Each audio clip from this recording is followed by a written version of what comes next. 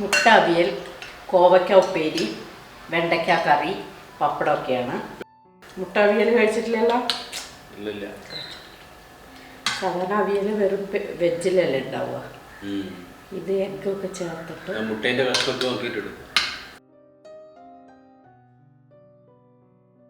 എന്നാലും ഇതിൽ മുരിങ്ങാക്കായ് മാത്രമല്ല, മുരിങ്ങാക്കായ് മുട്ടയെല്ലാം കാണുന്നുള്ളൂ, അത് രണ്ടേ ഉള്ളൂ.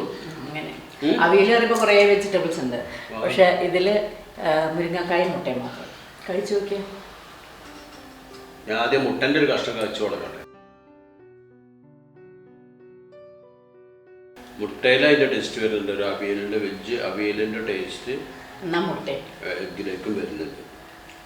അപ്പോൾ നമുക്ക് മുട്ട അവിയൽ നമ്മളപ്പുറത്തെ രമാൻറ്റീൻ്റെ റെസിപ്പിയാണ് കേട്ടോ. മുട്ട അവിയൽ എന്ന് പറയുമ്പോൾ സാധാരണ നമ്മൾ അവിയൽ ഉണ്ടാക്കുന്ന പോലെയൊക്കെ തന്നെയാണ്. മുട്ട പുഴുങ്ങിയിട്ട് മുറിച്ചിട്ടിട്ടാണ് ചെയ്യുന്നത്. അപ്പോൾ നമുക്ക് നോക്കാം എങ്ങനെയാണ് ഉണ്ടാക്കുന്നത്. ഇതൊരു 5 മുരിങ്ങക്കായ ഉണ്ട്.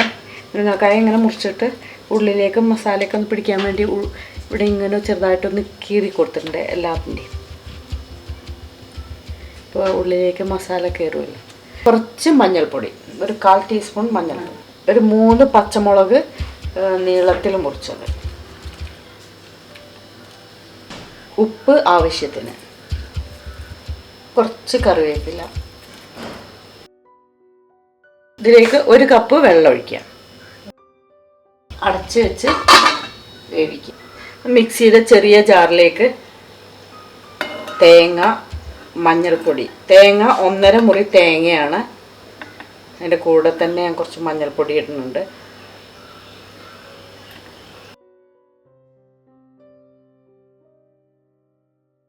വെളുത്തുള്ളി 2-3 അല്ലി വെളുത്തുള്ളി, ചെറിയ ഉള്ളി ഒരു 5-6 ചെറിയ ഉള്ളി ചെറുതാക്കി മുറിച്ചതാണ്, 3 പച്ചമുളക്, 1 ടീസ്പൂൺ ചെറിയ ജീരകം, കുറച്ച് കറിവേപ്പില, തൈര് 1.5-2 ടേബിൾ സ്പൂൺ തൈര്, കറിവേപ്പില കുറച്ച്. ഇതിനി ഒന്ന് ജസ്റ്റ് ഒന്ന് ക്രഷ് ചെയ്തെടുക്കാം, വെള്ളമൊന്നും ചേർക്കാതെ ജസ്റ്റ് ഒന്ന് ചതച്ചെടുക്കുക. അപ്പം മുരിങ്ങക്കായ വെന്തിട്ടുണ്ട്. ഇതേപോലെ കുറച്ച് വെള്ളം വേണം, വെള്ളം മുഴുവൻ വറ്റിപ്പോകരുത്. ചതച്ചെടുത്തത് ഇതിലേക്ക് ചേർക്കാം.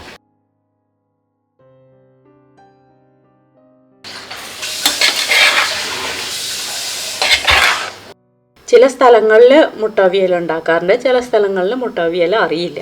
അതുകൊണ്ടാണ് ഞാൻ ഇന്ന് ഈ റെസിപ്പി സെലക്ട് ചെയ്തത്.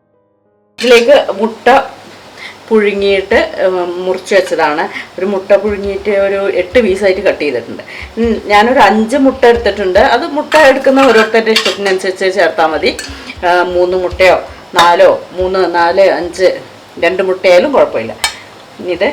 ഇതുപോലെ ഇങ്ങനെ തിളച്ച് വരുമ്പോൾ ഇതിലേക്ക് മുട്ടയിടാം. ഇനി നമ്മൾ അധികം ഇളക്കാൻ പറ്റില്ല, അതുകൊണ്ട് നന്നായിട്ട് ആദ്യം ഇളക്കി വെക്കുന്നത്. കുറച്ച് കറിവേപ്പില നന്നായിട്ട് യൂസ് ചെയ്യുന്നുണ്ട് ഇതിൽ നമ്മൾ കുറച്ച് വെള്ളം ആ മിക്സിയിൽ കുറച്ച് ജാറിൽ കുറച്ച് വെള്ളം ഒഴിച്ചിട്ട്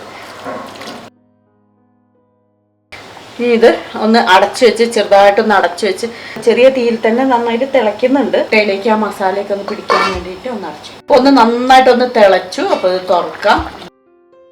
നന്നായിട്ട് തിളയ്ക്കുന്നുണ്ട്. കുറച്ച് വെളിച്ചെണ്ണ,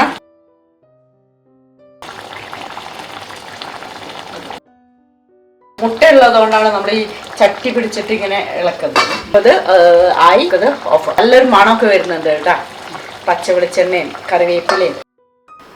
ഇതെൻ്റെ ഓൺലൈൻ കുക്കറി ക്ലാസ്സിൻ്റെ ആഡാണ്. നിങ്ങൾക്ക് താല്പര്യമുണ്ടെങ്കിൽ ഈ നമ്പറിൽ കോൺടാക്റ്റ് ചെയ്താൽ മതി. എല്ലാ ടൈപ്സ് ഓഫ് ക്ലാസ്സസും നടക്കുന്നുണ്ട്. വീഡിയോ ഇൻ്ററാക്റ്റീവ് ക്ലാസ്സാണ്.